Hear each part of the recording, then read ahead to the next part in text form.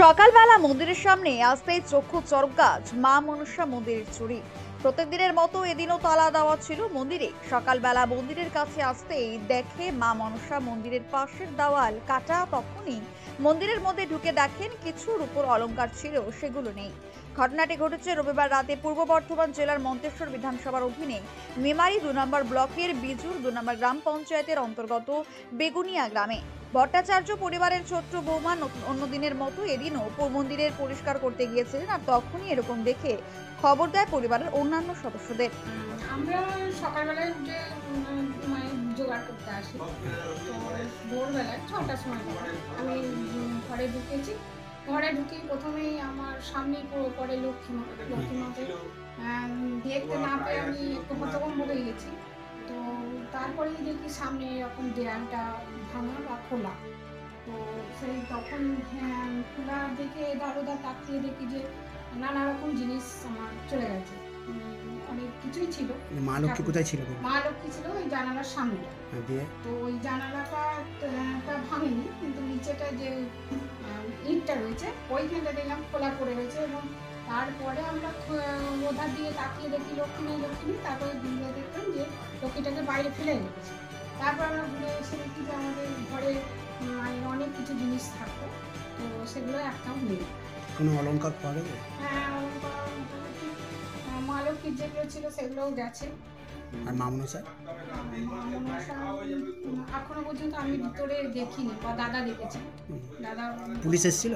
হ্যাঁ, পুলিশ এসেছিল। পুলিশকে সঙ্গে সঙ্গে খবর দেওয়া হয়েছে এবং পাশের ঘরটাও ভাঙার চেষ্টা করা হয়েছিল। আর এটা কোন গ্রাম? এটা বেগুনিয়া পঞ্চায়েত, বিজুর টু পঞ্চায়েত। আপনার নাম? আমি এই বাড়ির সদস্য। আমি এবছর এই বাড়ির ছোট বোন। পরিবারের অন্যান্য সদস্যরা ঘটনার খবর জানতে পেরে ছুটে আসেন এবং খবর দেয় সাতগাছিয়া পুলিশ ফাঁড়িতে। ঘটনার খবর পেয়ে ঘটনাস্থলে আসে সাতগাছিয়া ফাঁড়ির পুলিশ। পরিবারের সদস্য অর্থাৎ সেবায়েত সাধন কুমার ভট্টাচার্য জানান যে সকালবেলায় আমরা আজ লক্ষ্মী পুজো, আমরা আমাদের বাড়ির গৃহিণী এসেছিলেন। এসে সকালবেলায় লক্ষ্মী পুজো জন্য লক্ষ্মী ঠাকুরকে দেখতে পাওয়া গেল লক্ষ্মী ঠাকুর নেই। লক্ষ্মী ঠাকুর নেই, তার পেছনেই ফাঁকা হয়ে গেছে এবং সেখানে 10 ইঞ্চি ইটের গাঁথি ছিল।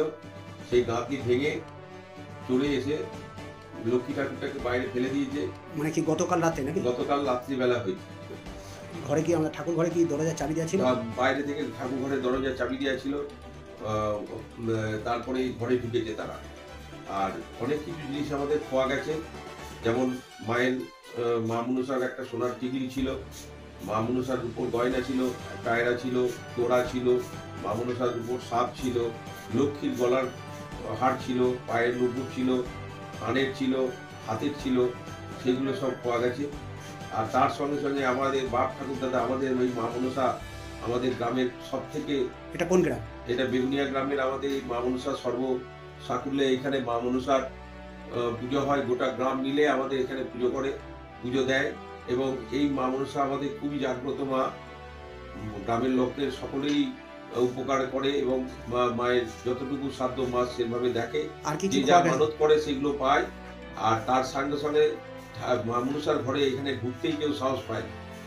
জানি না কি কারণবশত, মায়ের কি ইচ্ছা জানি না, আমাদের এই মা মনসার ঘর দেয়াল ফুটো করে সেখান থেকে সমস্ত জিনিস চুরি গেছে।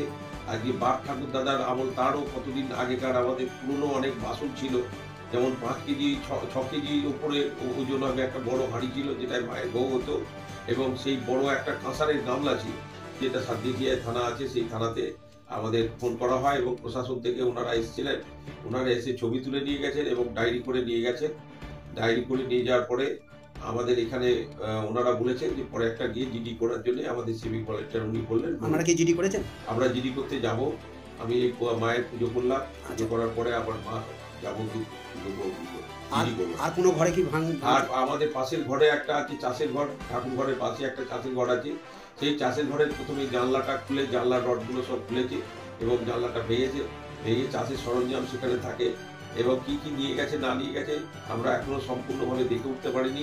মা মনসার মন্দিরে মা মনসা ও মা লক্ষ্মীর কিছু রূপোর অলংকার এবং মা মনসার সোনার টিকলি সহ পুজো ব্যবহৃত পিতলের বাসনপত্র খোয়া গেছে এবং মন্দিরের পাশের ঘরে জানালার রড ভাঙে চোরেরা। আর সেই ঘরে চাষের ব্যবহৃত সরঞ্জাম থাকতো, তবে সেই ঘরের কি কি চুরি হয়েছে তা এখনো বলা যাচ্ছে না। এইরকম ধরনের ঘটনা ঘটেছে, এই বিষয়ে আমরা লিখিত আকারে সাতগাছিয়া ফাঁড়িতে অভিযোগ করব। সাতগাছিয়া থেকে মৃত্যুঞ্জয় যশের রিপোর্ট, মেমারি আপডেট।